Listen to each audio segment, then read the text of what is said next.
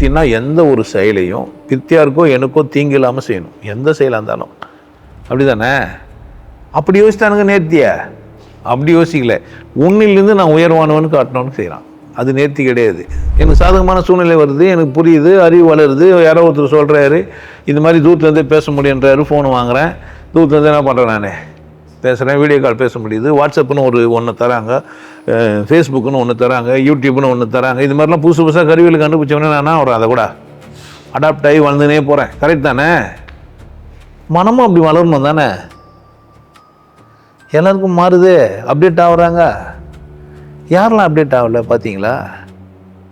நேர்த்தி புரியாதவங்களாம் அப்டேட் ஆக மாட்டான். மனிதன் இன்னும் ஒன்றும் முடிவுக்கு வரலன்னா மனிதன் விசேஷம்னு புரியவே இல்லை. நம்ம 2 கால் 2 கண்ணு காயல் இதெல்லாம் கொடுத்து மூளையெல்லாம் கொடுத்து கடவுள் நம்மளை அழகாக செஞ்சு வச்சுக்கிறோம். இவ்வளோ நேர்த்தியாக செஞ்ச இந்த கடவுளுக்கு நான் நன்றியோடு இருக்கணும், இந்த உலகத்தில் யாருக்கும் தீங்கு நடக்காதபடி வாழணும், எல்லோரும் நல்லா இருக்கணும். அவர் புரிதல் அவருக்கு. என்னை டிஸ்டர்ப் பண்ணாத வரைக்கும் எனக்கு பிரச்சனை இல்லை. இருந்தாலும் எடுத்து சொல்லலாம், இது நீங்கள் இந்த மாதிரி நீங்கள் இருக்கிறதுனால எனக்கு தொல்லையாக இருக்குதுன்னு சொல்லலாம் தானே? கேட்கலையே, புரியல. அப்போ என்ன செய்கிறான்னா, நான் என் நேர்த்தியை விட்டு கொடுக்க மாட்டேன்ட்டு என்ன பண்ணுறீங்க, ஒருத்தரும் சண்டை போட்டுக்கிறீங்க. இப்போ பிரச்சனை எங்கே? மனித நேர்த்தியை வெளியேந்து யாரும் சொல்லவோ கற்றுக் கொடுக்கவோ முடியாது. ஒரு நேர்த்தியான மனிதன் அந்த நெசவு போல தான். அவன் தறி மாறாமல் அவன் செயல்கள் எப்படி இருக்குன்னா, எங்கன்னா தறி விட்டாலும் அந்த நூலை எடுத்துகிட்டு சரி பண்ண வேண்டியது யார்? அவன் தான். அப்போ நீங்கள் தறி கட்டு போயிருந்தா நீங்கள் என்ன பண்ணா சரியாகணும். அப்போ தறி கட்டு போனதுக்கு காரணம்னா, ஒவ்வொரு தனி நபருமே என் செயல்களை எல்லாம் நான் சரியாக செய்கிறேனா? யார் கேட்கணா? எனக்கு அது திருப்தியாக இருக்குதான். இப்படி கேட்டால் இன்னொருத்தர் பார்க்கறதுக்கு நேரம் இருக்கும் உங்களுக்கு? இன்னொருத்தர் கண்காணிச்சு அவமானப்படுவீங்க? வாய்ப்பே இல்லை. ஆனால் நிறைய பேர் அப்படி இல்லை.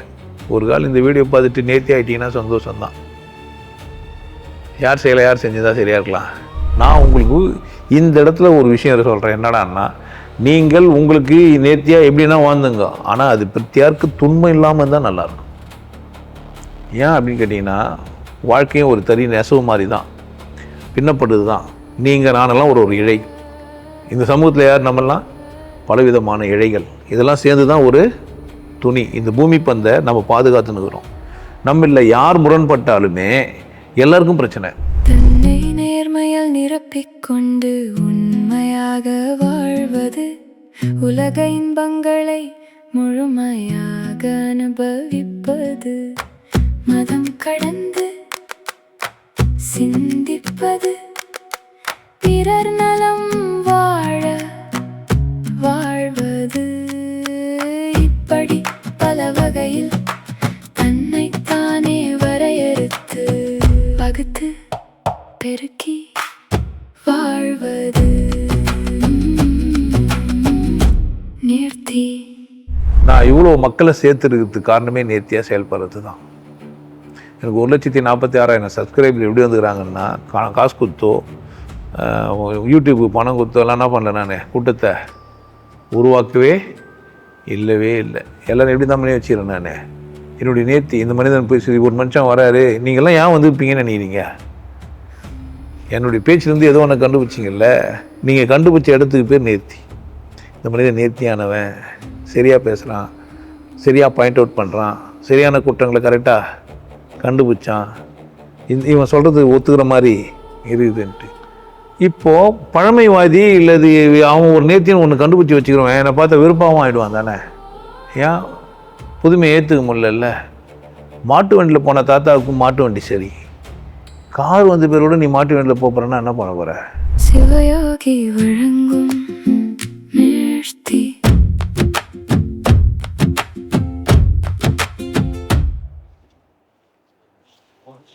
வணக்கம். நிறைய தலைப்பு இன்னைக்கு நேர்த்தி. ஒரு செயலை நேர்த்தியாக செஞ்சாங்க. நேர்த்தி அப்படின்ற இடத்துலேருந்து வந்தது தான் நெசவு தொழில் அப்படின்னு ஒன்றுங்கிறாங்கல்ல, அது நேர்த்தியினால் வந்தது. ஏன் அப்படின்னா, குறுக்கால் நெடுக்காலம் ஒரு நூல் போய் வரும், அது ஒழுங்காக போய் வரணும். ஒரு இழை போயிடுச்சுன்னா கூட இழை விட்டுச்சு, நேர்த்தி கெட்டுடும், தறி கெட்டு போச்சு. நேர்த்தி தறி கெட்டு போனது இதெல்லாம் நெசவு தொழில் இருக்கும்.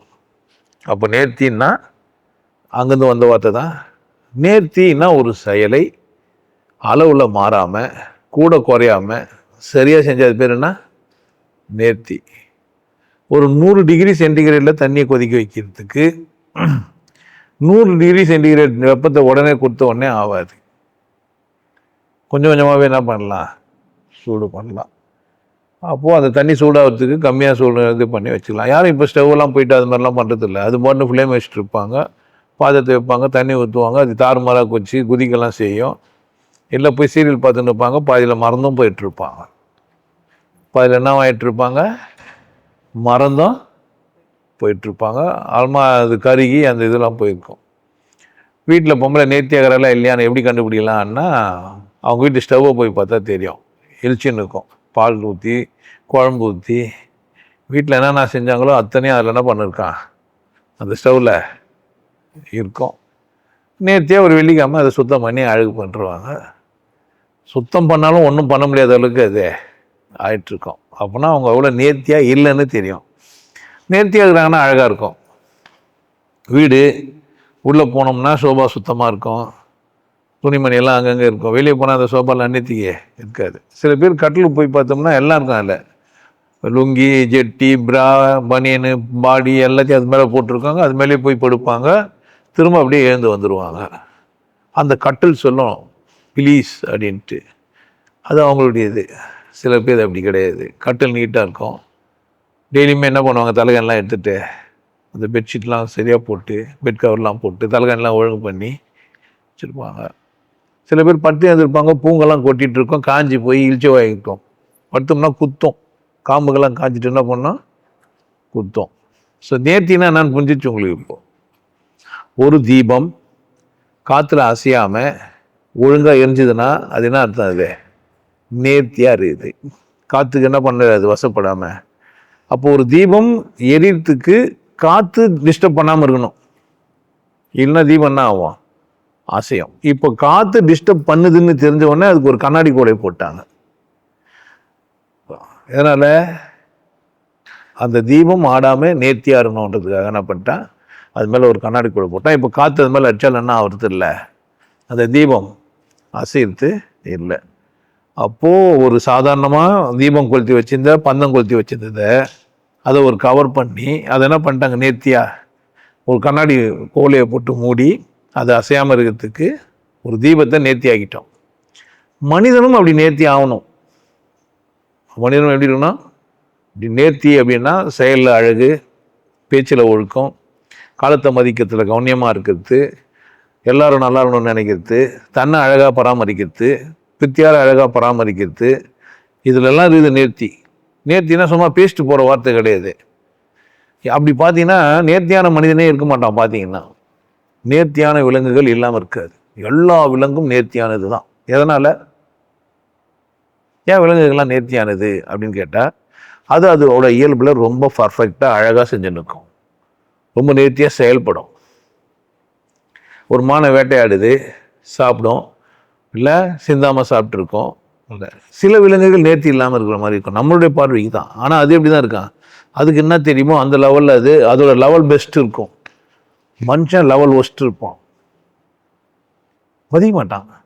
துணியை, கட்டில், பேனாவை, ட்ரெஸ்ஸை, அவனை சுத்தமாலாம் இருக்க மாட்டான். ஏன்? அவனுக்கு அது மேலே அக்கறையே இல்லை, நேர்த்தி மேலே அக்கறையே இல்லை. நாம் உடம்பு அழகாக இருக்குது, இயல்பானது. ஆனால் உடம்பு அசிங்கம்னு யாரோ முதல்ல கண்டுபிடிச்சிக்கிறாங்க. அது என்ன பண்ணாங்க? துணியை போட்டு மூணுனா தான் அப்படின்னு சொல்லிட்டாங்க. இப்போது நியூடாகிற மனிதன் நேர்த்தியானவனா, ட்ரெஸ் போட்ட மனிதன் நேர்த்தியானவனா அப்படின்னு கேட்டால், நியூடாகிற மனுஷனே இல்லைன்ட்டான். உன்னை கண்டுபிடிச்சான், அதை போட்டான், ஆடை இல்லாதவன் அரை மனிதன்ட்டான். ஆள் பாதி ஆடை பாதி ஆகிட்டான். முழு மனுஷனை துணி போட வச்சு அவன் என்ன சொல்லிட்டான்? அரை போடாதவனை அரை மனுஷன்ட்டான். உண்மையிலேயே முழு மனுஷன் யாரு? போடாதவன். போட்டவன் யாரு? அதனால் யார் என்ன ஒரு முழு மனுஷனை பார்க்க முடியாது. தலை தெரியும், கை தெரியும், கால் தெரியும், மீதியெல்லாம் முழு மனுஷன் தெரிறான் நமக்கு. இப்போ முழுசாகிறவன் யாரு? இப்போ எது நேர்த்தினாக்கா, மனிதன் உன்னை கண்டுபிடிக்கிறான், கண்டுபிடிச்சி அதை பயன்படுத்துகிறான், அதை பயன்படுத்தாதவங்களே நேர்த்தி இல்லைன்ட்டான். நேர்த்தின்னு உன்னை சொன்ன உடனே நம்ம என்ன ஆயிட்டேன்ப்பா.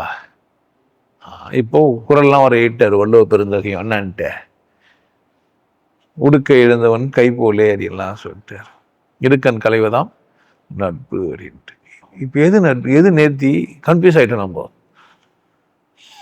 இப்போ ட்ரெஸ்ஸை போட்டோமா, நேர்த்தின்னா எதுன்னா புல் கை ஃபுல்லாக பேண்ட்டு போட்டு காலர் பட்டன் வரையும் போட்டு டையை கட்டி மேலே ஒரு கோட்டை போட்டால் நேர்த்தி. வேஷ்டி சட்டை போட்டால் இப்போ என்ன சொல்கிறான், ஊருக்கு வேஷ்டி சட்டை போட்டால் நேர்த்தியாகிறான்றான், கோட்டு சூட்டு போட்டால் நேர்த்தியாகிறான்றான். அப்போ நேர்த்திக்கு வேற ஒரு மீனிங் கொடுத்துட்டான். இயல்பு நேர்த்தி இல்லை, செய்யப்பட்ட செயலில் நேர்த்திக்குதுன்றான். கடவுள் நம்மளை நேர்த்தியாக செஞ்சாரா நேர்த்தி இல்லாமல் செஞ்சாரான்னா அதுக்கும் ஒரு கதை சொல்லிட்டான். அவன் ஏதோ பழத்தை சாப்பிட்டு விட்டான், பாய்சன் ஆயிடுச்சு. அதனால் என்ன பண்ணிட்டான், அவனுக்கு மானம் இன்னும் சூடு சொன்னம் வந்துச்சு. அதனால் அவனுக்கு என்ன பண்ணார், கடவுள் அந்த ட்ரெஸ் எல்லாம் கொடுத்தா. அது எல்லா தலையத்தையும் யார் மேலே போட்டான், கடவுள் மேலே போட்டான். ஐயோ நேர்த்தி பேசல, கன்ஃபியூஸ் ஆயிடுது. இயல்பு நேர்த்தி அவங்ககிட்ட எதுவும் பேச வேண்டியதில்லை. ஒரு குழந்தைகிட்ட போய் நேர்த்தியா இல்லைன்னு சொல்லவே முடியாது. யாரை பார்த்தாலும் சிரிக்கும், இல்லை பிடிக்கலன்னா அவன் பிடிக்காதுன்னும், வந்தால் வரும், வராதுன்னா வராது. நாடகத்தன்மை இருக்காது. அது மட்டும் ஓடும், ஓடி வரும். அந்த ரூல்ஸ் அண்ட் ரெகுலேஷன்லாம் அதுக்கே கிடையாது. அது நேர்த்தியாகுதா இல்லையா? என்ன பிள்ளைய வளர்த்தீங்க, ஒன்றும் பண்ணல, இடம் கொடுக்குமா, உட்காந்து இல்லையே. அங்கே ஆரம்பிச்சிச்சு நம்ம கதை. நம்ம பிறகும்போது நியூடாக தான் இருந்தோம், பிறக்க வைக்கிறதுக்கும் நியூடாக தான் ஆக போகிறோம். இன்னொரு உயிரை உருவாக்குறதுக்கு நான் தான் பண்ண போகிறேன். அது கூட முழுசாக எல்லாரும் கிடையாது. அரையும் குறையமாகவே உடல் வச்சுருவங்களாங்கிறான். சும்மா பாவடை மட்டும் தூக்கிட்டு, இல்லை பேண்ட்டை மட்டும் கட்டிட்டு, ஜிப்பை மட்டும் கட்டின்ற மாதிரி. அது ஆளாளுக்கு தனிப்பட்ட விதம். இப்போ நேர்த்தியை புக்கில் எழுதி கொடுக்குறாங்க உனக்கு எதுன்ட்டு. உன்னுடைய கையெழுத்து இப்படி இருக்கணும் நேர்த்தியாக, கோடுங்களை போட்டு 4 வரி நோடு 6 வரிலாம் போட்டு, ஏவை இப்படி எழுதணும், பியை இப்படி எழுதணும், சியை இப்படி எழுதணும், டியை இப்படி எழுதணும், ஜியை இப்படி எழுதணும், இப்படிலாம் இயை இப்படி எழுதணும், இல்லை கேப்சல் லெட்டரில் ஒரு மாதிரி எழுதணும். இப்போது நேர்த்தியாக எழுதுறவர் யார் அப்படின்னு கேட்டிங்கன்னா, அந்த கோடு பிசகாமல். சில பேருக்கு இங்கே ஆரம்பித்து இங்கே வருவாங்க, சில பேர் இங்கே ஆரம்பித்து இங்கே போவாங்க, சிலர் இப்படி எழுதுவாங்க, லெட்டர் இப்படி எழுதுவாங்க. குரான்லாம் இப்படி தான், அந்த மொழி அந்த மாதிரி இருக்குது. இப்போ குரான் தப்பு மற்றவங்க, ஏன்னா நிறைய பேர் எப்படி செய்கிறாங்க, இப்படி எழுதுறாங்கல்ல, அதனால் அது என்ன இல்லை சரியில்லை. சீனாவில் இப்படி எழுதுறவங்களாங்கிறாங்க தெரியுமா, இப்படியெல்லாம் எழுதுவாங்க. சில போர்டெலாம் கூட இப்படி எழுதியிருக்கோம். இப்போ இந்த விளம்பர பலகைலாம் பார்த்தீங்கன்னா மேலேருந்து கீழே இருந்து மேலே எழுதிக்கிறாங்க, இப்படி கீழே இருந்து மேலே எழுதிட மாட்டாங்க. இப்போ என்னன்னா, ஒரு மனுஷனுக்கு நேர்த்தின்ற பேரில் எதனா சொல்லி கொடுத்துட்டா அதை கரெக்டாக செய்வான். லெட்டர் இருக்குது இல்லை, இப்படி தான் எழுதுகிறோம் நம்மளும். ஆனால் 1, 10, 100, 1000 இப்படி தானே போகுது, இப்படி தானே போகுது. அப்போ இப்படி தானே இருக்கணும். லெட்டர் இப்படி போனால், அதாவது எண்கள் இப்படி போனால், எழுத்து அப்படி தான் போனால். ஆனால் எண்கள் இப்படி தான் போகுது தெரியுமா. நீங்கள் என்ன தான் டக்குனு இப்படி எழுத முடியாது, இப்படி எழுதிருப்பீங்க. ஆனால் அப்படி கிடையாது. ஆனால் இப்படி எழுதி பாருங்களேன், 8 ரூபா 10 ரூபா இப்படி தானே எழுதுனா. நம்ம 10 பழகுதுனால இப்படி எழுதிக்கிறோம், பழகுலாம் இப்படி தான் எழுதியிருப்போம். 8 ரூபாய்கள் இல்லை, ஒரு 10, 1000, 100 இப்படி படிச்சுருந்தா என்ன பண்ணியிருப்போம், நம்ம இப்படி தான் எழுதியிருப்போம். ஆனால் நம்பர் இப்படி தான் எழுதுகிறோம், ஆனால் இப்படி எழுதிடுறோம் நம்ம. அதனால் இப்படி தான் அதையும் எழுதுறோம்னு நினச்சிக்கிறோம். கிடையாது, நம்பர் இப்படி தான் இருக்குது. நீங்கள் படிக்கும்போது இப்படி தான் படித்தாங்கண்ணா, இப்படி தான். ஆனால் சொல்லும்போது நீங்கள் படித்ததுனால இப்படி சொல்லுங்கிறீங்க, இருக்கட்டும். அப்போ நேர்த்தின்ற பேரில் ஒருத்தருக்கு ஒன்று கற்றுக் கொடுத்துட்டா அதை என்ன பண்ணுவார் அவரு, ரொம்ப பத்திரமா முடிச்சின்னு அதான் சரின்னு வர நிற்பார். அப்போ சரியில்லைன்னு சொல்லலாமா, அதை நேர்த்தி சரியில்லைன்னு சொல்லலாமா, நேர்த்தின்னு ஒன்று இல்லைன்னு சொல்லலாமாண்ணா சொல்லலாம். நேர்த்தின்னு ஒன்று இல்லைன்னு சொல்லிடலாம். யாரால அப்படின்னா, இயல்பாக இருக்கிறனால. ஒருத்தரும் இங்கே நேர்த்தியாக இல்லை, எல்லாம் ட்ரெஸ் போட்டுனுக்குறாங்க. இப்போ நான் நேர்த்தியாகிறேன், என்ன சமூகம் என்ன பண்ண, என்ன பைத்தியம் முட்டாள் அப்படிதானே. இப்போ ஒருத்தர் நேர்த்தி ஆகிட்டார், எல்லாத்தையும் ஒருத்தர் போட்டு எதுடா தேவையில்ல அதெல்லாம் மாட்டின்னு சுற்றிக்கிறோம்ல. கடவுள் என்னை அப்படி தான் செஞ்சார், தோளோடு செஞ்சார். அது அப்படி தானே செஞ்சார், அப்படியே இருக்கலான்ட்டு. ஒரு கால் எல்லாரும் அப்படி ஆகிட்டோம்னா அப்போ ஓகே. அப்போ நேர்த்தின்றது ஒரு கூட்டம் நிர்ணயிக்குது, குரூப் ஆஃப் பீப்புள் நிர்ணயிக்கிறாங்க. ஒரு குரூப் ஆஃப் பீப்புளோட நேர்த்தி அப்படின்னா, ஒரு குரூப்பாக ஒரு ஒரு ஒரு ஒரு சடன் பீப்புளெலாம் என்ன பண்ணுவாங்க, கோட் ஷூட் போட்டால் அவர் என்ன இருக்கிறாரு, நேர்த்தியார் வேஷ்டி சட்டை போட்டால் ஒருத்தர் நேர்த்தியாகிறாரு. பஞ்சகச்சம் கட்டி முடியை விட்டு அரைவட்டம் போட்டு இல்லை டும்மி மட்டும் விட்டு நாமம் போட்டாருன்னா நேர்த்தியாகிறாரு. நாமத்திலே கீழே ஒரு கோடு போட்டாருன்னா நேர்த்தியாகிறாரு. பட்டை சேர்னா நேர்த்தியாகிறாரு. அவங்களாம் நேர்த்தியானவர்கள். நேர்த்திக்கு ஒரு இலக்கணம் இதே. ஆனால் இயல்பானவன் எல்லாத்தையும் விட்டுட்டா இருக்கிறதுக்கு பேர் நேர்த்தியா, எதையானா மேலே எடுத்து போட்டுக்கிறதுக்கு பேர் நேர்த்தியா? கன்ஃபியூஸ் சார், குழப்பிட்டீங்க. எது நேர்த்தி? இனிமேற்பட்டு வாய்ப்பே இல்லை இயல்பாக திரும்புறது. ஒத்துப்பான்? ரொம்ப கஷ்டம். ஒன்றும் நம்ம எல்லாருமே திடீர்னு எல்லாத்தையும் அவுத்து போட்டு போனால் பைத்தியம் ஆகிடுவானுங்க. எல்லாம் பைத்தியம் ஆகிடுவானுங்க. இல்லை லூஸு என்ன ஆகிட்டானுங்க? லூஸ் ஆகிட்டானுங்க. ஏன் நம்ம ட்ரெஸ்ஸை போட்டுக்கிறோம் தெரியுமா? நம்ம உடம்பு நேர்த்தியாக இல்லை. புத்தரும் மகாவீரரும் பயில்வானுங்க. புத்தர் ஒரு ராஜாங்கத்திலிருந்து பிறந்து வளர்ந்தவர். உடம்பு அழகாக இருக்கும். அதனால் அவர் என்ன பண்ணார்? நிர்வாணத்தை காமிச்சார். இப்போ ஒருத்தர் மேலே பாடி பில்டிங்லாம் பண்ணிட்டு போகிறார்ல, அவர் ஃபுல்லாக கோட் ஷூட்லாம் போட்டு நின்று பாடி பில்டர்னு சாட்டுவார். என்ன பண்ணுறாரு? எல்லாத்தையும் அவுத்து போட்டு சின்னதாக ஒரு செட்டி கொட்டை மட்டும் மறையிற மாதிரி வச்சுருப்பாரு. அவருக்கு குஞ்சு விதா இல்லைன்னே தெரியாது. அது ஒன்று போட்டு வச்சுருப்பாரு. அங்கே வர டேக் போட்டு நம்பர் போட்டிருக்கோம். அதை சுருக்கி இதை சுருக்கி வயிற்றுல 10 காட்டுவார், தொடையில் 4-3 காட்டுவார், கோடு காட்டுவார், இப்படின்னு அப்படின்னு. கரெக்டா? அவர் நேர்த்தியானவரா இல்லையா? அவர் நேர்த்தியானவரா? நல்லா பட்டு புடவை கட்டி ஜாக்கெட்டை நல்லா இது வரைக்கும் போட்டு அப்படிதானே, நல்லா மார்பகத்தெல்லாம் மறைச்சி மஞ்சள்லாம் பூசி தலைவாரி பூ வச்சுக்கிறாங்க. அவங்க நேர்த்தியானவங்களா? அவுத்து போட்டு கையெல்லாம் காட்டுறது அவர் நேர்த்தியானவரா? அவர் நேர்த்தி அடுத்து எத்தனா இது மாறுது. அப்போ புரிஞ்சுக்கணும். கூட்டத்துக்கு கூட வாழும்போது, பித்தியாராக கூட வாழும்போது நம்ம நேர்த்தியாக இருக்கிறதுன்னா பித்தியார் ஒத்துக்கிற மாதிரி நம்ம இருக்கணும். இல்லை நம்ம யார் இல்லை? நேர்த்தியானவர்கள் இல்லை. நான் இருக்கிறேன், என் இஷ்டத்துக்கு பேசுகிறேன், நல்லா புரிஞ்சு வச்சு நீங்கள் சொம்மனா என்ன வரான்? பேச்சு நேர்த்தியா இல்லை. நான் இயல்பாகிறேன், அவன் நேர்த்தியா இல்லைன்னுவான். அப்படித்தானே? ஏன் கட்டில் நான் எல்லாத்தையும் குளிச்சுட்டு வந்தேன், போட்டேன், என்ன பண்ண போகிறேன்? ட்ரெஸ் பண்ணிட்டு போகிறேன், டைம் இல்லை. வந்து என்ன பண்ணலாம்? எடுக்கலாம். வந்து எடுக்கலான்னு பார்த்தேன், டைம் இல்லை. ஆல்மா இப்போ டைப்லாம் பண்ணிருந்தேன், டைம் இல்லை. எல்லாத்தையும் அப்படி தள்ளி விட்டு என்ன பண்ணேன்? பத்துனேன். என் நேர்த்தி எனக்கு தானே தெரியும். என் பிரச்சனை யாருக்கு தெரியும்? நீ உள்ள திருதுப்புன்னு ஏன் வீட்டு விட வந்து விட்டு ஏன் கட்டில் அதை போட்டு வச்சுக்கிறேன், இது போட்டு வச்சுக்கிறேன், நீ ஒரு ஒழுக்கம் கட்ட வேண்டாம். யார் பிரச்சனை இது? அப்படித்தானே? காஃபி போட்டேன், கொச்சினே இருந்தது, ஃபோன் வந்துச்சு, பேசினே இருந்தால் பொங்கிடுச்சு. ஸ்டவ்வை சுத்தமாக வச்சுக்கிட்ட வேலை ஃபோன் பண்ணோமா இல்லையா? இது எப்படி சொல்லலாம் எல்லாரும்? அப்போது ஒருத்தருடைய நேர்த்தியை இன்னொருத்தர் என்ன பண்ண முடியாது? வரையறுக்க முடியாது. ஒரு கூட்டத்தோட நேர்த்தி இன்னொரு கூட்டம் ஒருத்தருடைய நேர்த்தி என்ற பேரில் கூட்டமாக அவங்கவுங்க இஷ்டமாக என்ன பண்ணுவாங்க? இருப்பாங்க. அப்போ அதெல்லாம் புறந்தள்ளிடணும். திரும்பவும் சொல்கிறேன், ஒரு தீபம் எரிஞ்சுது, காற்று அடிச்சுது, அலைஞ்சுது, அதுக்கு ஒரு கிளாஸ் போட்டேன். எந்த ஊரில்? எந்த ஊர்லேயும் எந்த ஊருக்கும் எனக்கு பொருந்துமா உனக்கு பொருந்துமா? அது வெளியே பொருளுக்கு. எனக்கு நான் பிறந்திருக்கிறேன், நான் எப்படி வாழணும், நான் எப்படி வாழலை, என்னை எது டிஸ்டர்ப் பண்ணுது, எதனாலலாம் நான் டிஸ்டர்ப் ஆகிக்கிறேன், யார் கேட்கணும்? இது விளக்கு. இதுக்கு நான் யோசித்தேன். காத்தடிதுன்னு எனக்கு சம்பவம் வெளியே இருந்து புரிஞ்சுது. அதுக்காக கண்ணாடி போட்டேன். இன்னும் டெவலப் ஆகினே வந்துட்டேன். கரோஷன் மாற்றணும், இல்லை எண்ணெய் ஊற்றணும், இதெல்லாம் ஒரு வேலையாக இருக்குது. திரி ஏற்றணும், வேலையாக இருக்குது. மின்சாரம்னு ஒன்று கண்டுபிடிச்சிட்டு வச்சுருந்தாங்க. ஸோ ஃபிலமெண்ட்டுன்னு ஒன்று வந்தது, போட்டு மூடிட்டேன். சும்மா சுவிட்சு போட்டால் லைட் ஏற மாதிரி டெக்னிக்கலாக நான் டெவலப் ஆகினே வரேன். அதனால் அது மாறிச்சு. ஒரு தீபம் லைட்டாக மாறி எல்லாமே மாறிச்சு. அதான் நேர்த்தி. அதுக்கு அது வந்துனே இருக்குது. மனிதன் ஆதிவாசியாக இருந்தால் காட்டு வேட்டையாடினா, விலங்கெல்லாம் போனால், அவன் திருத்தினான், சுட்டான், சாப்பிட்டான், வெட்டினான், குழம்பாக்கினான், நிறைய பொருள்லாம் போட்டான், மிளகா போட்டான், தக்காளி போட்டான், வெங்காயம் போட்டான், என்னென்ன போட முடியுமோ அதில் போட்டு வேக வச்சு பார்த்தான், சாப்பிட்டான். இப்போ அது ஒரு நேர்த்தியை கண்டுபிடிச்சிட்டான். டேரெக்டாக கறியை சுடுறது இல்லாமல் பூண்டு வெங்காயம் போட்டு சுடுறது, இல்லை இஞ்சி பேஸ்ட்டு போட்டு சுடுறது, இல்லை கோவம் சேர்த்து, இப்படிலாம் டெவலப் ஆகினேங்கிறான். இப்போது ஒரு பொருளும் என்ன இணைக்குதே? இப்போ அது நேர்த்தியா இது நேர்த்தியானா, அதுக்கு அந்த காலகட்டத்தில் எவ்வளோ செய்ய முடியுமோ அவ்வளோ செஞ்சது அது நேர்த்தி.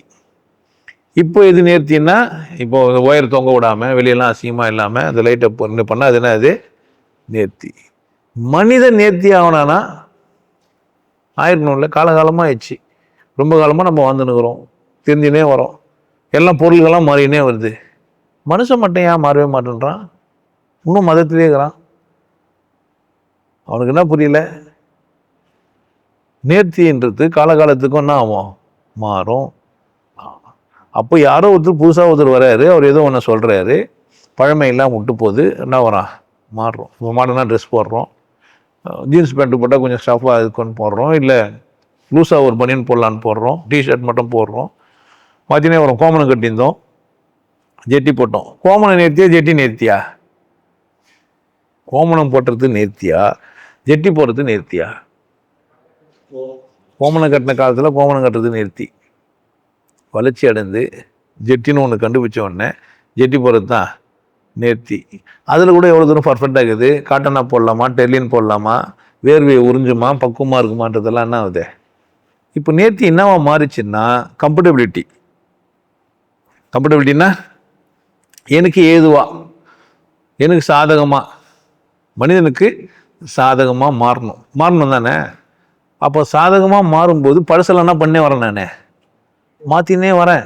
எனக்கு சாதகமான சூழ்நிலை வருது, எனக்கு புரியுது, அறிவு வளருது. யாரோ ஒருத்தர் சொல்கிறாரு, இது மாதிரி தூரத்துலேருந்தே பேச முடியுன்றாரு, ஃபோன் வாங்குகிறேன், தூரத்துலேருந்து என்ன பண்ணுறேன்? நான் பேசுகிறேன், வீடியோ கால் பேச முடியுது, வாட்ஸ்அப்புன்னு ஒன்று தராங்க, ஃபேஸ்புக்குன்னு ஒன்று தராங்க, யூடியூப்னு ஒன்று தராங்க. இது மாதிரிலாம் புதுசாக கருவியில் கண்டுபிடிச்சவொடனே நான் வரும், அதை கூட அடாப்ட் ஆகி வளர்ந்துனே போகிறேன். கரெக்ட் தானே?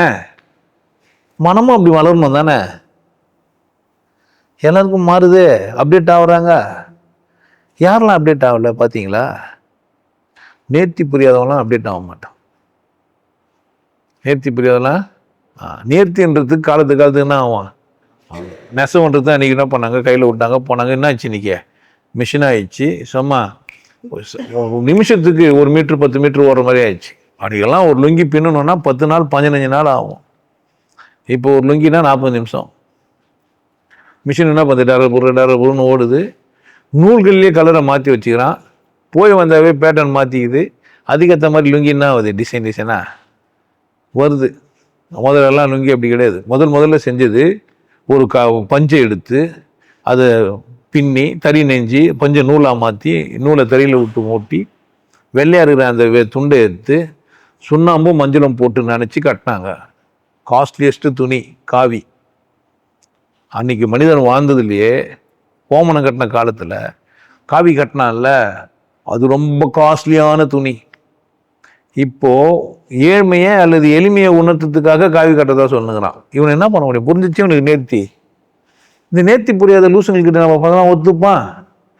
அது அன்றைக்கி காஸ்ட்லி ட்ரெஸ்ஸா, மஞ்சளும் சுண்ணாம்பும் போட்டு பூச்சி எல்லாம் கிருமி நாசினி இல்லாத ஒரு பஞ்சு எடுத்து என்ன பண்ணான்? அன்றைக்கி ஒருத்தன் கட்டினான். அப்போ காவி கட்டினவன் தான் யார்? பெரிய ஆள். இப்போ என்னடான்னா காவி கட்டி மதவாதி ஆயிட்டானுங்க. எவ்வளோ முரண்பட்டு போச்சு பத்தியா? நேற்று எப்படி ஆயிடுச்சே? முரண்பட்டு போச்சு. பாலைவனம், தண்ணியை இது பண்ண முடியாது, வீண் பண்ண முடியாது. அதனால் கையை என்ன பண்ண? இங்கேருந்து எடுத்துன்னு வா, சுத்தமாக வச்சுக்கோ, உன் காதுகளை சுத்தமாக வச்சுக்கோ. ஏன்? முழுசாக துணியை போடு, பாலைவனத்தில் இருந்தால் மணல் சிக்கும், கணுக்காலுக்கு மேலே.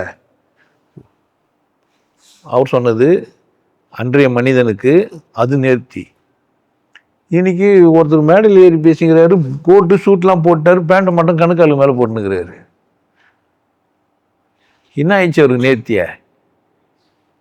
நல்லா காவி கலரில், காவி மாதிரி அது மாதிரி பஞ்செல்லாம் எடுத்து செய்யலை, காவி கலரில் டெர்லின் துணி, பாலிஸ்டர் துணி, பட்டு துணியெல்லாம் என்ன பண்ணுறாரு ஒருத்தர், காவி கலரில் எடுத்துன்னு வருகிறாரு. முதல்ல செஞ்சவன் அவனுடைய நேர்த்தி என்ன வேற. இப்போ அந்த பழைய பஞ்சாங்கம் என்ன பண்ணுங்க? அதையே பிடிச்சின்னு எல்லா மதத்துக்குள்ளும் இந்த லூசுங்க இருக்கும். நீங்கள் உஷாராகணும் அந்த லூசுங்கெல்லாம் பேசும்போது பழகும்போதெல்லாம். ஏன்? டென்ஷன் ஆக்கிடுவானுங்க, உங்களை கன்ஃபியூஸ் ஆகிடுவீங்க, பாவமாயிடும். நீ நேர்த்தி இல்லாமல் இருக்கிறன்றுவானுங்க. அவ்வளோதான் உன் கதை முடிஞ்சிடுச்சு. அப்படித்தானே? இந்த மாடர்ன் வேர்ல்டு நம்ம மாறினே வரும்போது மனித மனமுன்னா என்னே வரணும் வரல. இப்போ நான் பேசுறது ரொம்ப நேர்த்தியான விஷயம், உனக்கு புரியாது. ஒரு 200 வருஷம் பொறுத்து 350 தான் புரியும். எவ்வளோ அழகாக அப்பயே பேசிட்டு போய்கிறான்ட்டு. ஏன் நீ எப்படி தான் வாழ்ந்துனுங்கிற? எப்பவுமே பழசுவே தாங்கிற. நீ நேர்த்தி ஆகுறதுக்கு ரொம்ப லேட் ஆகுது, நீ அப்டேட் ஆகுறதுக்கு லேட் ஆகுது. நேர்த்தின்னா எந்த ஒரு செயலையும் திருப்தியாருக்கோ எனக்கோ தீங்கு இல்லாமல் செய்யணும், எந்த செயலாக இருந்தாலும். அப்படி தானே? அப்படி யோசித்தானுங்க நேர்த்திய, அப்படி யோசிக்கல. உன்னிலிருந்து நான் உயர்வானவன்னு காட்டணும்னு செய்கிறான். அது நேர்த்தி கிடையாது. உன்னிலிருந்து நான் மாறுபட்டவன், உன்னிலிருந்து நான் இப்போ நான் தொப்பி வச்சுக்கிறேன், இது வச்சுக்கிறேன்லாம் உங்களிருந்து மாறுபட்டவன்லாம் கிடையாது. இது ஒரு ஸ்டைலாக இது நல்லா இருக்குது. ஆக்சுவலாக பூ கொட்டினாங்க, அது பூ தலையில் கொட்டக்கூடாதுன்னு ஒரு தொப்பியை போட்டேன். அது நல்லா இருக்குதுன்னு என்ன பண்ணுறேன் நான் அப்படியே சரி. உங்களுக்கு இங்கே சம்பவமே தெரியும், திட்டமிடுதல் கிடையாது. சட்டை விற்கிது, எல்லாருக்கும் இந்த மாதிரி சட்டை விற்கிது, ஈஸியாக இருக்குது. இந்த மாதிரி வேஷ்டி ஒரு கால் நானே எல்லாம் பேட்டர்ன் பண்ணுவேன்னா இந்த த்ரெட்லெலாம் செவியாக்கி போட்டிருப்பேன். சட்டையிலலாம் என்ன பண்ணுவேன் நானே பண்ணுறேன்னா முடியாதுன்னா என்ன பண்ண முடியதில்ல. எது ஈஸியாக என்ன பண்ணுகிறேன் நான் அடாப்ஷன். உன்னை கூட நான் போய் ஒத்திசைவு கொள்கிறேன், சூழ்நிலையோட போய் ஒத்திசைவு சொல்கிறேன். நேர்த்தியில் சூழ்நிலையோட ஒத்திசைவு கொள்ளணும், வித்தியாருக்கு தீங்கு ஏற்படக்கூடாது. அதே சமயத்துக்கு நான் எப்படி இருக்கணும், ஏதுவானவனா கம்ஃபர்டபுளாக இருக்கணும். எனக்கு கம்ஃபர்டபுளாக இருக்கணும். எந்த ஒரு செயலும் எனக்கு எப்படி இருக்குண்ணா எனக்கு இலகுவாக இருக்கணும். நான் அதான் நேர்த்தி. இங்கே என்ன ஆச்சுன்னு கேட்டிங்கன்னா, நான் எனக்கு இலகுவாகவே இல்லை, அவங்களுக்காக வேண்டி எல்லாத்தையும் செஞ்சு விட்டு நான் வேதனைப்பட்டுனுங்கிறேன். அம்மா வர சொல்கிறேன், உனக்காக நான் அதை செஞ்சேன் இதை செஞ்சேன். நானா சொன்னேன், எங்கள் அம்மா எனக்கு பால் கொடுத்தாலாம்மா, எனக்கு அவளுக்கு நான் எதுவுமே கொடுக்கலன்னு என்ன சண்டை போடுறேன். நான் சொன்னேன், ஏம்மா நீ என்னை பெற்றுக்கோ, எனக்கு பால் கொடு, என்னை வளர்த்துட்டுன்னு சொன்னேன். அவள் வளர்த்து விட்டு என்ன சொல்கிற இப்போ என்ன புரியுதா? இப்போ நேர்த்தின்னா என்ன, இப்போ எங்கள் அம்மாவுக்கும் வலிக்கூடாது, ஆனால் எனக்கும் வலிக்கூடாது. ஆனால் அவன் என்ன சொல்கிறா, நான் உன்னை இதெல்லாம் பண்ணல, ஆனால் நீ கஷ்டப்பட்டு கூட எனக்காக என்ன பண்ணேன் இரு, நீ கஷ்டப்பட்ட கூட எனக்காக மாறு. உன் கஷ்டம் எனக்கு பிரச்சனையா, நான் கஷ்டப்பட்டு பார்த்தேன்ல. நான் சொன்னேன்னா உன்னை கஷ்டப்பட சொல்லியே இல்லையே. நான் சொன்னேன்னா என் பெட்டு என் கட்டில் நான் எப்படின்னு வச்சுப்பேன், கரெக்ட் தானே? உன்னை சொன்னேன்னா, உன்னை கேட்டேனா? இப்போ பிரச்சனை என்னான்னு கேட்டிங்கன்னா, நேர்த்தியை இன்னொருத்தர்கிட்ட எதிர்பார்க்கும் போது தான் பெரிய பிரச்சனை. உனக்கு ஏற்றபடி ஒருத்தர் பேசலைன்னா நீ சொல்கிற வார்த்தை அவர் நேர்த்தியாக இல்லை. உனக்கு ஏற்றபடி பேசினார்னா அவர் எப்படி கிடையாது, நேர்த்தியாக கிடையாது. அப்போ நேர்த்தினா என்ன வாய்ப்போச்சு உனக்கு? அவர் ஒரு நேர்த்தியான மனிதனையா, அவரை கூட நீங்கள் போய் பேசினா என்ன கம்ஃபர்டபுளா? அவர் நடிச்சுன்னு வேதனையோடு உட்காந்துக்கிறான்னு உங்களுக்கு தெரியும், அவர் கம்ஃபர்டபுளாக இல்லைன்னு உங்களுக்கு தெரியும், பொய் சொல்கிறாருன்னு உங்களுக்கு தெரியும், கஷ்டப்படுறாரு உங்களுக்கு தெரியும். நான் சொல்கிறேன், உங்களுக்கு நேர்த்தியாக நீங்கள் இருக்கணும்னா இதெல்லாம் விட்டுருங்க. நீங்கள் நேர்த்தியாக பையா நான் நேர்த்தியாக வாழணும், எப்படி வாடுறது? உங்களுக்கு ஏதோ ஒரு வேலை கற்றுருக்கோம், இல்லை வேலை செய்வீங்க, இல்லை ஏதோ ஒரு வயசில் இருப்பீங்க, குழந்தையா இருப்பீங்க, இல்லை 5 வயசு குழந்தை கூட இந்த வீடியோவை பார்க்கலாம், 5வது படிக்கிற குழந்தையும் பார்க்கலாம், 10, 12 ஏதோ ஒரு டிகிரி காலேஜ். இப்போ இந்த வீடியோவை எல்லாரும் பார்க்குறாங்க, கரெக்ட் தானே? எல்லாரும் பார்க்குற மாதிரி நான் பேசணும்னா அப்போ எல்லாரையும் நான் மனசில் வச்சுன்னு பேசணும், கரெக்டாக? சாத்தியமா? யார் வேணா பார்க்கட்டும். அப்போ எது அவங்களுக்கு பிடிக்காத விஷயமோ, அது அவங்களுக்கு தேவையில்லாத விஷயமோ, அதை அவங்க என்ன பண்ணா ஸ்கிப் பண்ணி போகணும். அது மேலே அவங்க அக்கறை எடுத்துக்கூடாது, அப்படி தானே? எடுத்துக்கவும் முடியாது. நான் என்ன நேர்த்தியாக பேசினாலும் எதிராளி என்ன எடுத்துக்கிறானோ அதான் என்ன பண்ணுவார், கதை ஒன்று தான், புரிஞ்சுக்கணும், ஆளாளுக்கு புரிஞ்சுக்கணும். கதை ஒன்று தான். ஹரிச்சந்திரர் கதையை பார்த்துட்டு பொய் சொல்லக்கூடாதுன்னு ஒருத்தன் புரிஞ்சுக்கிறான், பொய் சொல்லணும்னு ஒருத்தன் புரிஞ்சுக்கிறான். எது சரி? ஹரிச்சந்திரன் கதையை பார்த்துட்டு ஒருத்தன் புரிஞ்சுக்கிறான், ஐயோ நம்ம உண்மை பேசினா எங்கே திரும்பி விட்டுருவானுங்க, புள்ளி நம்மளே பதுக்கி வச்சுருவானுங்க, பொண்டாட்டி விற்க வச்சுருவானுங்க, நம்ம என்ன பண்ணக்கூடாது, பொய் சொல்லக்கூடாது, இது நேர்த்தி இல்லையா? அப்படி புரிஞ்சுக்கணும். இல்லை பொய் சொல்லணும், பொய்யே சொல்லக்கூடாதுன்னு புரிஞ்சுக்கணும், பொய் சொல்லணும். இதில் எது நேர்த்தி? அவங்கவுங்களுக்கு தானே. அப்போ எனக்கு எது எனக்கு கம்ஃபர்டபிலிட்டி அதான் நான் செய்வேன். அப்போ ஒவ்வொரு மனுஷனும் அவனுக்கு கம்ஃபர்டபுளாக இருப்பான். நான் உங்களுக்கு இந்த இடத்துல ஒரு விஷயம் சொல்கிறேன், என்னடான்னா, நீங்கள் உங்களுக்கு நேர்த்தியாக எப்படின்னா வாழ்ந்துங்க, ஆனால் அது பிரத்தியாருக்கு துன்பம் இல்லாமல் இருந்தால் நல்லாயிருக்கும். ஏன் அப்படின்னு கேட்டிங்கன்னா, வாழ்க்கையும் ஒரு தறி நெசவு மாதிரி தான், பின்னப்படுது தான். நீங்கள் நானெல்லாம் ஒரு இழை, இந்த சமூகத்தில் யார் நம்மெல்லாம் பலவிதமான இழைகள், இதெல்லாம் சேர்ந்து தான் ஒரு துணி. இந்த பூமி பந்தை நம்ம பாதுகாத்துன்னுக்கிறோம். நம்ம இல்லை யார் முரண்பட்டாலுமே எல்லாருக்கும் பிரச்சனை, அப்படி தானே? ஒருத்தன் பணத்தை ஆசைப்பட்டோ, இல்லை பொருளாதாரத்துக்கு ஆசைப்பட்டோ, இல்லை அங்கே இருக்கிற இயற்கை வளங்களுக்கு ஆசைப்பட்டோ ஒரு குண்டு எடுத்துன்னு வந்து போட்டு போரை ஏற்படுத்துகிறான். அது அவன் நாடு, அவன் இஷ்டம், அவன் கலாச்சாரம், அவன் தூக்கு போடுவான், தண்டனை கொடுப்பான்றதெல்லாம், எல்லாம் பாம் செய்வான், எல்லாம் ஆயிடுதே. அவன் போடும்போது தான் அவங்ககிட்ட பிரச்சனை. ஆனால் மறைமுகமாக ஒரு அர்த்தம் வச்சுக்கின்னு வேறு முகமாக அங்கே தீவிரவாதம் நடக்குது, அங்கே அசிங்கமாக இருக்கிறாங்க, அவங்கெல்லாம் சரி கிடையாதுன்னு பாம்பு போடுறான் ஒருத்தன். தறி ஒன்று போயிடுச்சுன்னா யாருக்கும் பிரச்சனை, அந்த நாட்டில் ஒன்றுமே இல்லாத அப்பாவே போய் வேலை செஞ்சுக்கிறவன் ஒருத்தன் செத்து போயிட்டான், யானே தெரியாத. அப்போது அந்த நேர்த்தி இல்லாதனால தான் மனிதன் இன்னும் ஒன்றும் முடிவுக்கு வரலன்னா மனிதன் விசேஷம்னு புரியவே இல்லை. நம்ம 2 கால் 2 கண்ணு காயம் இதெல்லாம் கொடுத்து மூளையெல்லாம் கொடுத்து கடவுள் நம்மளை அழகாக செஞ்சு வச்சுக்கிறோம். இவ்வளோ நேர்த்தியாக செஞ்ச இந்த கடவுளுக்கு நான் நன்றியோடு இருக்கணும், இந்த உலகத்தில் யாருக்கும் தீங்கு நடக்காதபடி வாழணும், எல்லாரும் நல்லா இருக்கணும். அவர் புரிதல் அவருக்கு. என்னை டிஸ்டர்ப் பண்ணாத வரைக்கும் எனக்கு பிரச்சனை இல்லை. இருந்தாலும் எடுத்து சொல்லலாம், இது நீங்கள் இந்த மாதிரி நீங்கள் இருக்கிறதுனால எனக்கு தொல்லையாக இருக்குதுன்னு சொல்லலாம் தானே. கேட்கலையே, புரியல. அப்போ என்ன செய்கிறான்னா, நான் என் நேர்த்தியை விட்டு கொடுக்க மாட்டேன்ட்டு என்ன பண்ணுறீங்க, ஒருத்தரும் சண்டை போட்டுக்கிறீங்க. இப்போ பிரச்சனை எங்க, நான் நேர்த்தியாக இருக்கிறேன்ன்றதே உங்கள் பிரச்சனை ஆயிடுச்சு.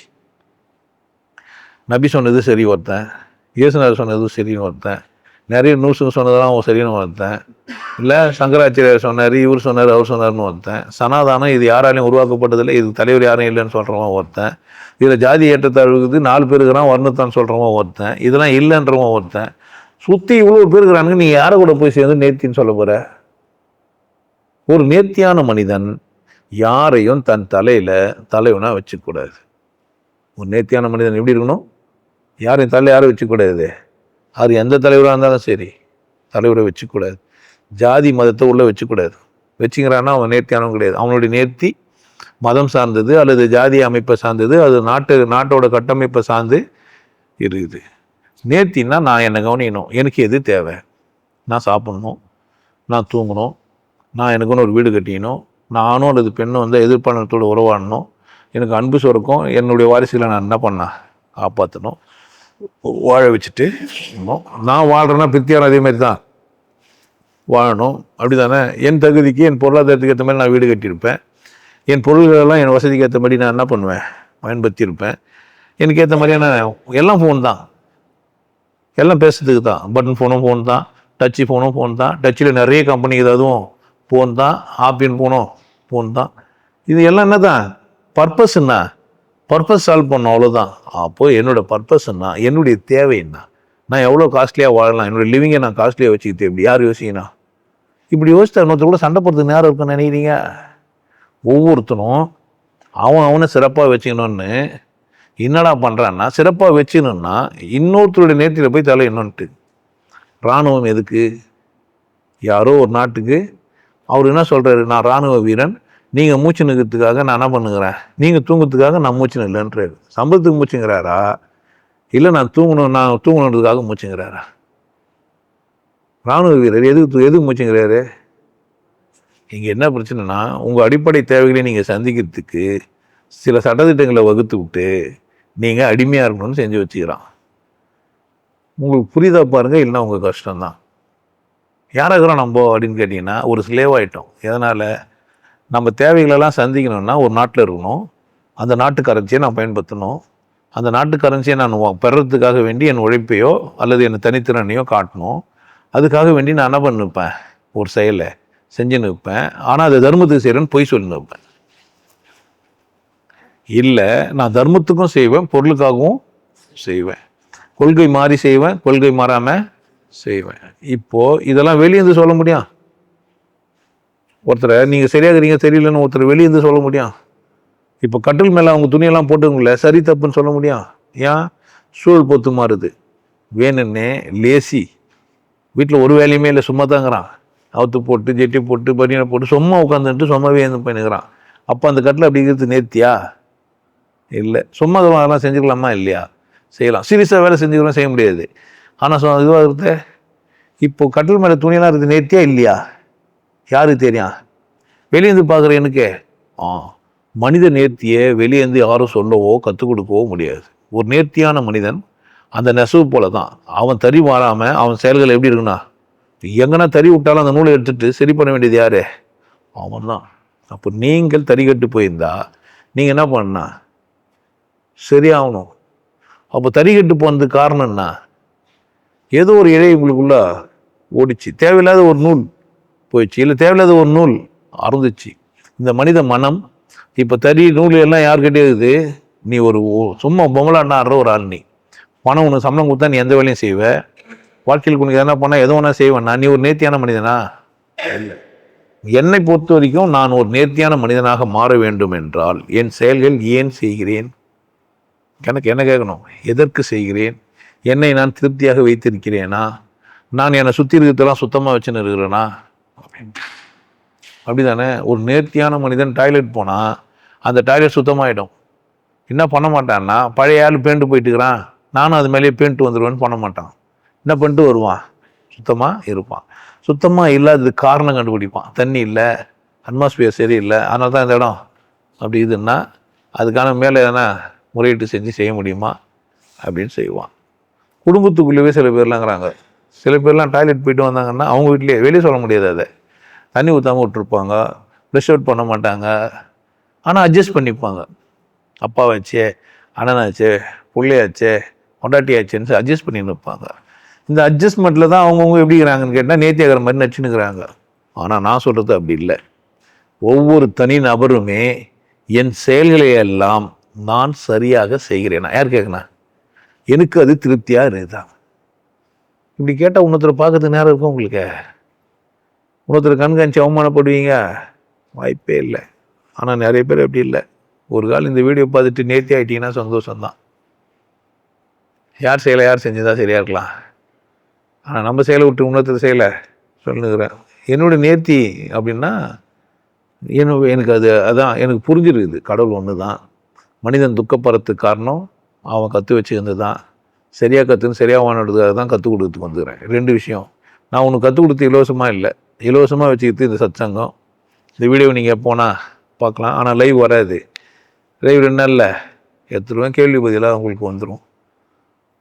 நீங்கள் நேர்த்தியான மனிதன், இது சரியான மனுஷன் நீங்கள் நினச்சிங்கன்னா உங்களுக்கு சொல்லலாம். இல்லைன்னா என்ன பண்ண வேணாம், நீங்கள் அதை கட் பண்ணியும் விடலாம். அதில் நான் என்ன பண்ணுறது இல்லை, தலையிடுறதே இல்லை. ஆனால் என்கிட்ட கோர்ஸுன்னு வந்தீங்கன்னா என்ன தான் பண்ணி ஆகணும், நீங்கள் எனக்கு கூலின்னு ஒன்று கொடுத்து தான் ஆகணும். சில பேர் இப்படிலாம் கேட்பாங்க.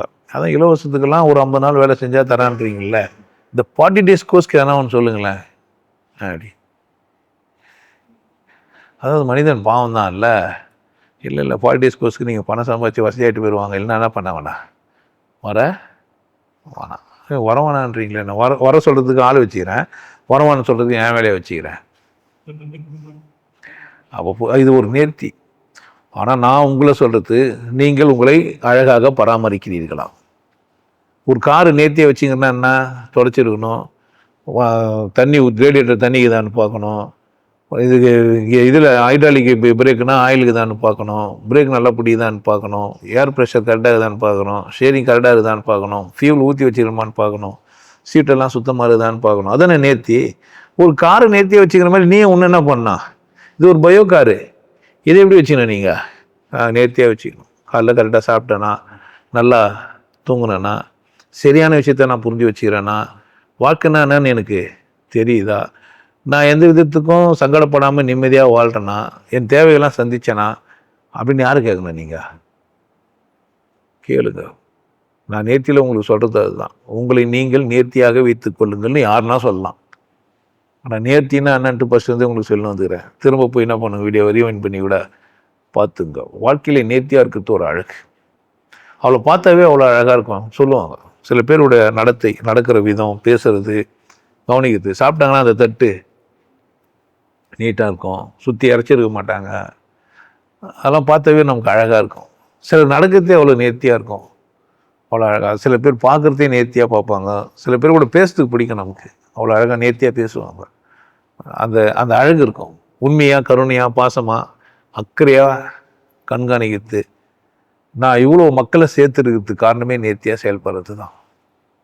எனக்கு 1,46,000 சப்ஸ்கிரைபர் எப்படி வந்துக்கிறாங்கன்னா, காசு கொடுத்தோ யூடியூப்புக்கு பணம் கொடுத்தோ எல்லாம் என்ன பண்ணல, நான் கூட்டத்தை உருவாக்கவே இல்லவே இல்லை. எல்லோரும் எப்படி தான் பண்ணி வச்சுக்கிறேன் நான். என்னுடைய நேர்த்தி, இந்த மனிதன் போய் ஒரு மனுஷன் வராரு, நீங்கள்லாம் ஏன் வந்துருப்பீங்கன்னு நினைக்கிறீங்க? என்னுடைய பேச்சிலேருந்து ஏதோ ஒன்று கண்டுபிடிச்சிங்கல்ல, நீங்கள் கண்டுபிடிச்ச இடத்துக்கு பேர் நேர்த்தி. இந்த மனிதன் நேர்த்தியானவன், சரியாக பேசுகிறான், சரியாக பாயிண்ட் அவுட் பண்ணுறான், சரியான குற்றங்களை கரெக்டாக கண்டுபிடிச்சான், இவன் சொல்கிறது ஒத்துக்கிற மாதிரி இருக்குதுன்ட்டு. இப்போது பழமைவாதி இல்லது அவன் ஒரு நேர்த்தின்னு ஒன்று கண்டுபிடிச்சி வச்சுக்கிறோம், என்னை பார்த்தா விருப்பமாக ஆகிடுவான் தானே. ஏன் புதுமையை ஏற்றுக்க முடியல? மாட்டு வண்டியில் போன தாத்தாவுக்கும் மாட்டு வண்டி சரி, கார் வந்த பேரோட நீ மாட்டு வண்டியில் போகிறன்னா என்ன பண்ண போகிற? பாவம் தான், மாடும் பாவம் வண்டியும் பாவம். கார்லாம் கஷ்ட பேர் என்ன தான் பண்ண? நீ காரில் தானே போனா. பொருள்கள் மேலாம் நீ டக்குன்னு மாற்றிக்கிற. ஆனால் மதம், கடவுள் சார்ந்த விஷயங்களில், கொள்கைகளெல்லாம் நீ என்ன பண்ணவே இல்லை, மாற்ற முடியாமல் தவிக்கிற. எனக்கு அது ஒரு பிரச்சனை இல்லை. ஆனால் உன் பிரச்சனை எனக்கு புரியுது. நான் அதை தீர்க்க சொல்கிறேன். என்ன பிரச்சனைன்ற? நான் என்ன பேசுகிறேன்? நான் தீர்க்கத்துக்கு பேசுகிறேன். என்னுடைய நேர்த்தி என்ன அப்படின்னு கேட்டால், கடவுள் ஒருவனே, அவன் எல்லாரையும் ஆசீர்வதிக்கிறான், அவன் எல்லாரையும் சந்தோஷமாக இருக்கிறான், நிகரற்றவன், அருளற்றவன். தமிழில் சொன்னால் எனக்கு கேட்குமா கேட்காத? ஏன் வேற்றுமொழியில் என்னென்ன வந்து கத்துற? கேட்டால் எனக்கு குற்றவாளி என்று. என்னென்ன சொல்கிறான்? குற்றவாளி இருப்பான். நெத்தி நல்லா இருக்குது, நீ அழகுக்காக எந்த கருமத்தையும் வச்சுக்க. ஏன் ஒரே கருமத்தை வச்சுன்னு துணியில? ஒரு நாள் பட்டை, ஒரு நாள் நாமம், ஒரு நாள் இதுன்னு வச்சா வானா நான் சொல்ல போகுது நெத்தியே. இது சொன்னால் என்ன சொல்கிறான் இவன் வந்து நாத்திகமாக இல்லாமல் ஆத்திகமாக கன்ஃபியூஸ் ஆகிறானுங்க நிறைய பேர். நான் கடவுளை ஏற்றுக்கொண்ட, சரியாக எனக்கு சரியாக வாழ்கிற, நேர்த்தியாக இருக்கிற மனிதன். நான் ஒரு நேர்த்தியான மனிதன். நீயும் எப்படி இருக்கலாம்? நீயும் நேர்த்தியாக இருக்கலாம். உன் கட்டில் சுத்தமாக வச்சுக்கலாம், உன் பெட்டை சுத்தமாக வச்சுக்கலாம், உன் டாய்லெட்டை சுத்தமாக வச்சுக்கலாம், உன் மனசை சுத்தமாக வச்சுக்கலாம், கண்ட குப்பையை உள்ளே போடாமல் வச்சுக்கலாம், போட்ட குப்பையெல்லாம் எடுத்து போட்டு, ஆமாம் நான் தேவையில்லாதெல்லாம் தெரிஞ்சு வச்சுக்கிறேன்னு ஆடி அழிக்கினா நான் தான் அழிக்கணும். அழிச்சா எப்படி இருக்கலாம்? நல்லா இருக்கலாம். சரியாக இருக்க பாருங்கள். வேறு ஒரு சந்தர்ப்பத்தில் பேசுகிறேன். எப்போதும் நேர்த்தியாக இருங்க, கொண்டாட்டமாக இருங்க, கடவுளை நேசிங்க, உங்களை நேசிங்க. எப்போதும் எப்படி இருங்க? மகிழ்ச்சியாக, ஆனந்தமாக, இறுக்கம் இல்லாமல். இல்லை போய் உங்கள் துணி, உங்கள் மணிகளெல்லாம் அழகாக வைங்க, நீட்டாக இருங்க, வீட்டை சிறப்பாக வச்சுக்கோங்க, உங்கள் உடம்ப வச்சுக்கோ, சரியாக சாப்பிடுங்க, நல்லா தூங்குங்க. தூக்கம் ரொம்ப பெருசு, நல்லா தூங்க கற்றுங்க. பிரச்சனை வரும் போவோம், தூக்கத்தை விடாதீங்க. பிரச்சனையாக பார்க்காதீங்க, வரமாக மாற்றிக்கோங்க. இதெல்லாம் நேர்த்தியாக வாழ்கிறதுக்கான உன்னதமான கலைகள். மேலும் நேர்த்தியாக வாழணுன்னா ஒரு 40 நாள் வகுப்புக்கு வந்துடுங்க. உங்கள்கிட்ட இருக்கிற விஷயத்தெல்லாம் தெரிஞ்சுக்கோங்க. ரகசியங்கள்லாம் உங்களுக்கு சொல்லி கொடுத்துருப்பேன், பயிற்சியெல்லாம் செஞ்சுருப்பேன். 3வது கண் ஒன்று இருக்குது, 3வது கண் ஒன்று இருக்குது. அது விழிப்படைய செய்ய முடியும். பண்ணுங்க, நல்லா இருங்க. வேறொரு சந்தர்ப்பத்தில் பார்க்குறேன்.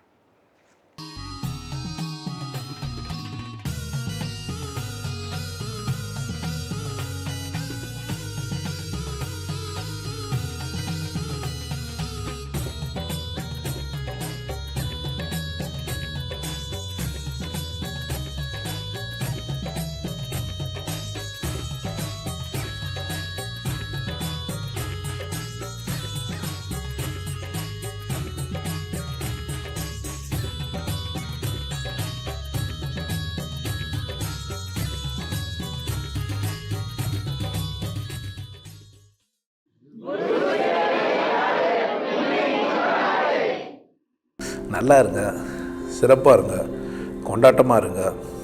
உங்களை நீங்கள் மதிப்பு மிகுந்தவராக மாற்றுறது உங்கள் கையில் தான் இருக்குது. நல்லா இருங்க. நான் ஒரு வாய்ப்பு, என்னை பயன்படுத்திக்கலாம். நல்லது.